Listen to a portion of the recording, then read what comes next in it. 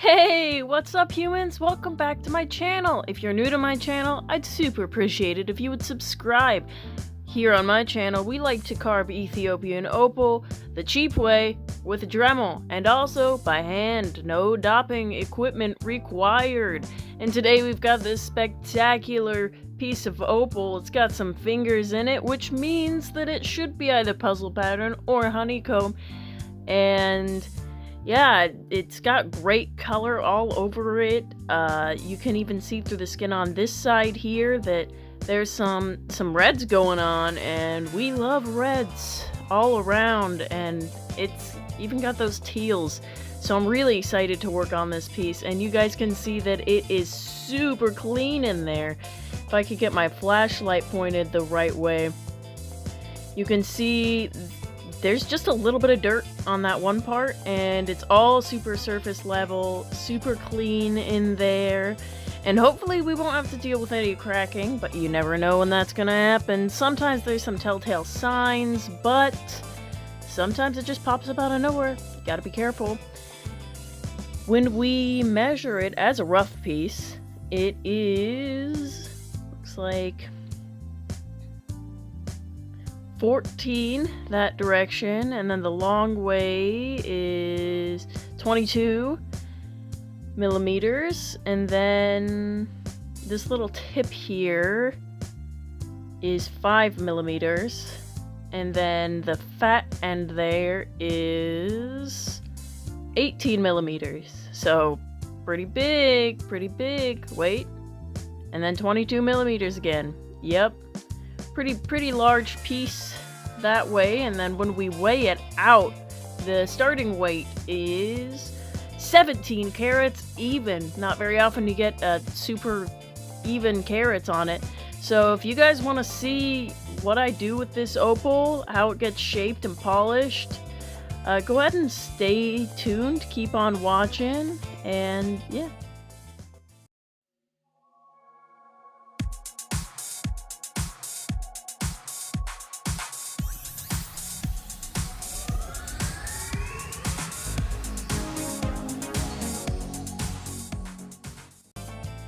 So here when I wet it, you can see that this side is gotta be the face. I mean, this other side here's got some greens. Yeah, the sides are cool. Sides are definitely nice. But I want to make that side with the skin the face. So I'm gonna cut this in half because it's just such a huge piece. Why not try to make a couple pieces out of it? I could make a gigantic high dome, but I won't be able to make that nice part the face. So I'm gonna slice it with this circular diamond like dremel bit, and I'm taking it out on my porch. And then this is what it looks like when I sliced it. We do lose a few carats this way. And when you wet it, this is the inside where I sliced. You can see the color in there is pretty good, but for the bigger piece I'm still gonna side it that direction. So as you guys can see, these would make some great teardrops, so that's probably what I'm gonna do. And I'm just gonna mark it out here. If I wanted to make this an oval, I'd have to cut off that point there, and I'd kind of rather not cut off that point, but I wanted you guys to see kind of what the situation is.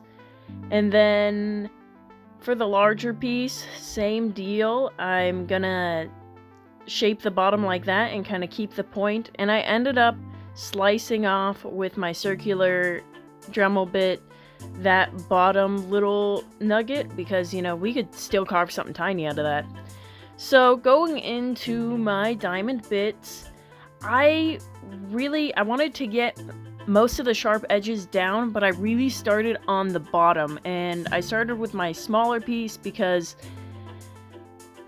I wanted to get a feel for the shaping of this before I started on the bigger piece. And so one side of it had like kind of a weird wonky angle to it, and the other side had like that part that stuck out at the bottom. So I started by cutting off that part that stuck out at the bottom, shaping it down, and getting it like to have a round bottom. And then after I shaped it to have that round bottom of it, I kind of lightly cut down the sharp corners around the point of the teardrop. And again, I could have went for an oval with this, but man, I do love me some teardrops, so... And it's been a while since I did a teardrop. The last 2 stones I didn't do so well. And I went for ovals, so let's hope we get some good luck with these teardrops. So the first thing I always do when I'm shaping a opal is I'll take off the sharp points of it, and if there's some dirt in there, I will take the dirt down. But since this one's super clean, it's really just important to try to work on getting a really nice shape on it. Since this stone, both of the pieces, when I sliced it in half, they both had like this weird shape where there's like a longer part on the bottom and then a shorter part on the bottom. So I really worked on getting the longer part more flush with the shorter part so that I can make it into like a nice teardrop. And then the sides that went into the point were a little wonky, so I worked on the side that had a bit more of a divot in it towards the point a bit more, and I brought that part in to meet up with the other part, and then I worked around it again. So I usually work on the sides of the stone first to get the top bottom shape that I want, and then I start working on the face and the back. And for the smaller piece on this, there was kind of like an uneven part on the back that kind of came up as if there was like a chip that came out of it, even though there wasn't. So I really needed to file down the back of that stone quite a bit. And then for the larger stone, the back of it was pretty straightforward, and for both of them I had a super clean face, clean back, didn't have to worry about the dirt. So when I got around to the face, once I had a nice teardrop shape like I wanted, I take the stone and I rub it on the piece from the edges of the puck shape in towards the face. Now you can take your piece of opal and just grind off the rough edges and then keep going like in a circular motion with it, and then make your way back up to the very top of the face. But the way that I usually do it is just to kind of move back and forth between the face and the side of it to round out the edges. You know, there's a couple of different ways you could do it. Whatever makes it easier for you, that's just what I do. You know, with my Dremel method, if you have a lapidary machine, this is a bit easier, but here we like to do it the cheapo way with a Dremel. You know, you might not have access to lapidary equipment, and you might have access to a Dremel, and say you are really excited to get into some sort of stone shaping.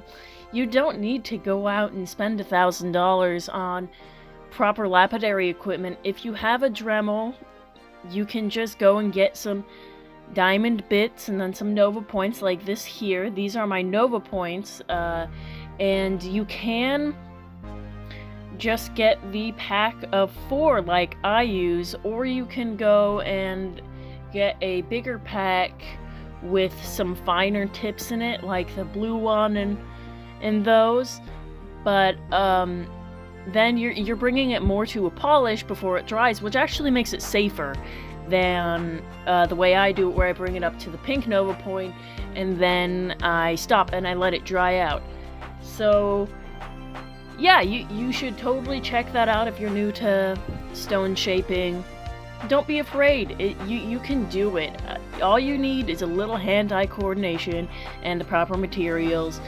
You just need a Dremel, Nova points, you know, preferably container to have some water in so you could dip the stone in the water. You want to keep dipping the stone in the water constantly so that the silica doesn't like spray on you, and yeah, because that stuff can float in the air a bit, and you definitely want to be safe about that.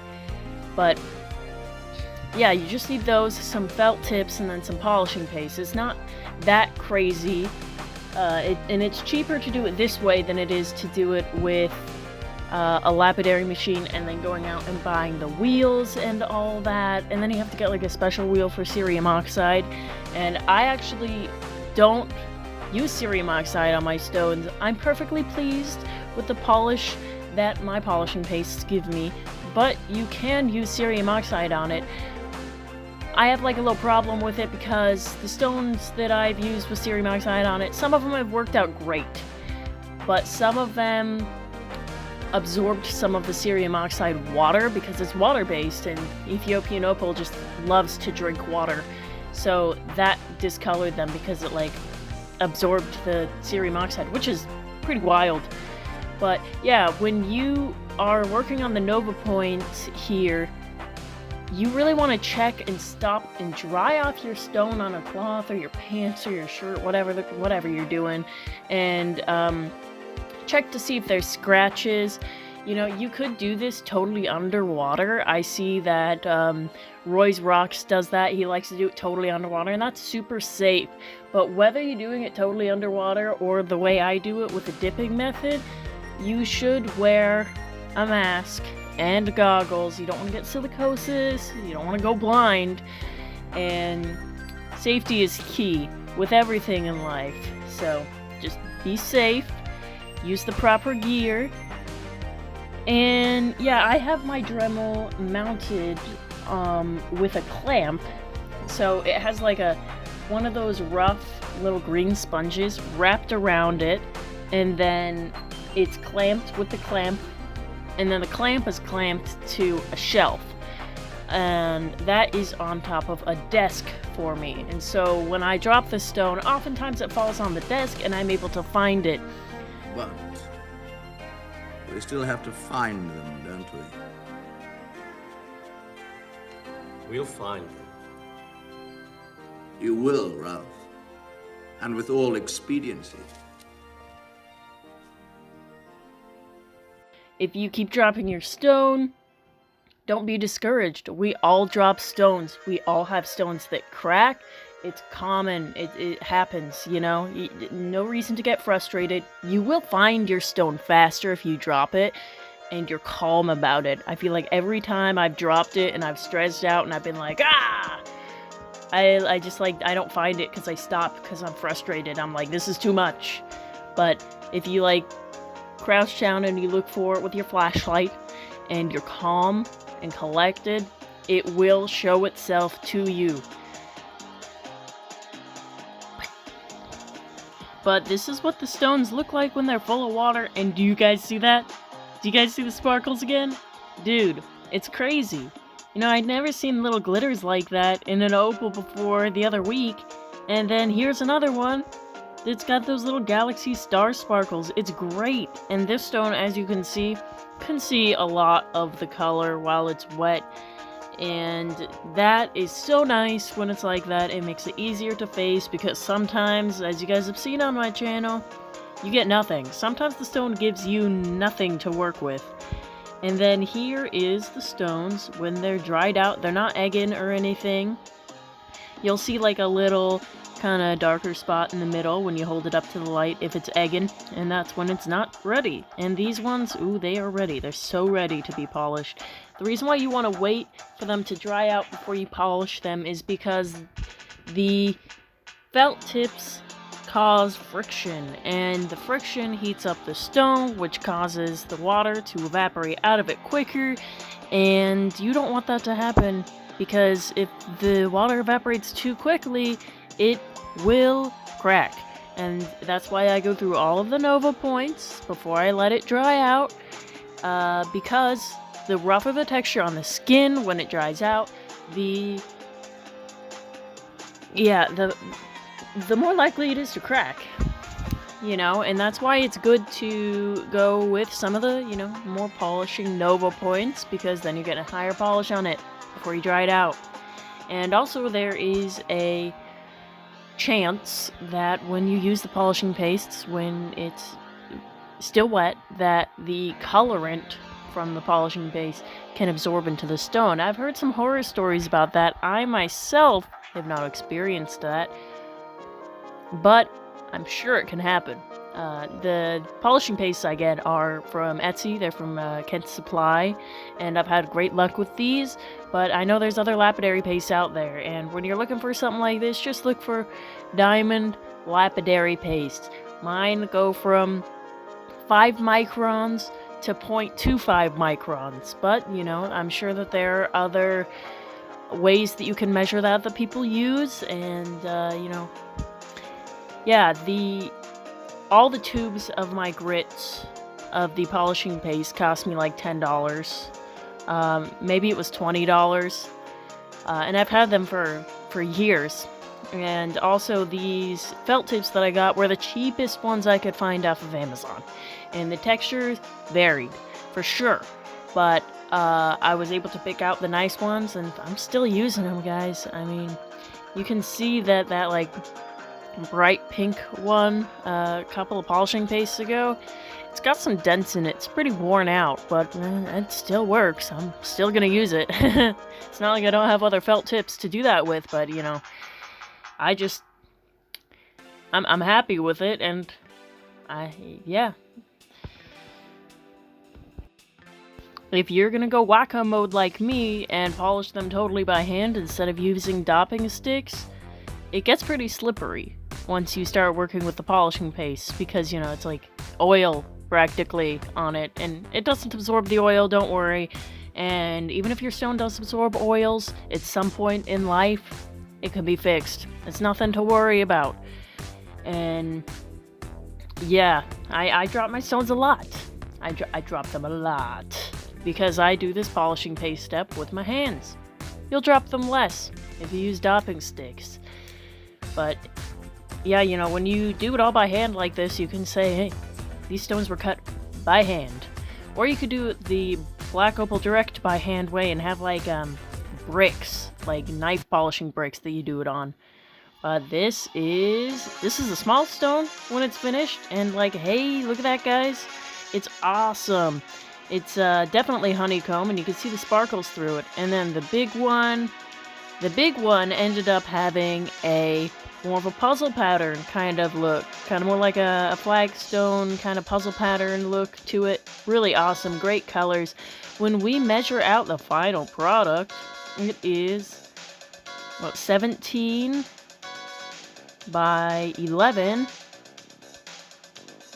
by 5 millimeters, and then the little one is 13 by 8 by 3 millimeters. So, you know, pretty happy with those sizes. Could definitely get some settings to fit those guys. And the little stone, when we weigh it, it is 1.81 carats. That's almost 2 carats. That's nice for like just a little piece that I sliced off because I felt like it. Pretty good.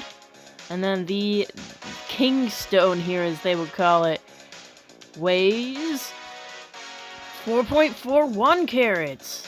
Or just 4.4. Yeah, we're just gonna go 4.4 there. Total weight is 6.21 carats. Nice job, team. When we do the math, we lost a total of 10.79 carats. So we were not able to save half, but I'm very happy with the final results of these. They're gorgeous. I mean, and so yeah, this is what it looks like before we shaped it. A overall really nice rough piece. Could have been left as is, 17 carats even, and then the piece after we shaped it, the kingstone of it.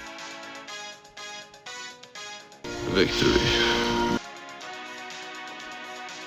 I'm Craig, I'm 20, and I'm so excited I'm gonna pee my pants. So when you look at the back of this main kingstone here, there definitely was some honeycomb that I could have got there, but I'm really happy that I shaped it to have the puzzle pattern as the face, because I feel like it really just captures in such a nice broad way. But you guys, I have a giveaway this video, and this is a piece of rose quartz. If you guys want to win this piece of rose quartz, comment down below how many carats you think it weighs. And you can guess as many times as you want. Please leave a individual comment per giveaway item, and whoever is the closest wins. And then I have this pair of earrings here you guys can win. And for these bad boys, if you want to win them, comment what price you think I would charge for these. I'll give you a hint, it's definitely less than $100. So whoever gets the closest on the dollar to how much I would charge for these, you guys can let me know down in the comments. And again, you can guess as many times as you want, but try to leave individual comments for each giveaway item. And then the best giveaway item here is this parcel of rough Ethiopian opal. And if you guys want to win this, comment opal, what weight you think it is, and whoever gets closest wins. And I will announce the winners of the giveaway items in my next video, and then I'll reply to your comment and kind of ask you where I'm shipping these guys. And if you don't reply to me, then it's gonna go to the next person in line. You get like 3 days to reply to my winning comment. And I thought it was about time that you guys got some goodies from me. I'm super excited to give these away to you guys, and if you do anything with them, please tag me in it on Instagram.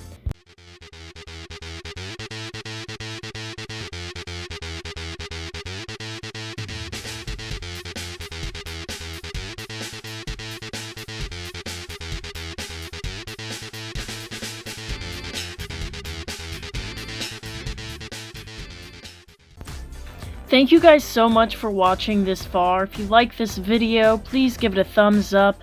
Subscribe if you're not subscribed already. Share this with a friend if you have some friends to share it with. I'm going to be doing some more giveaways in the future.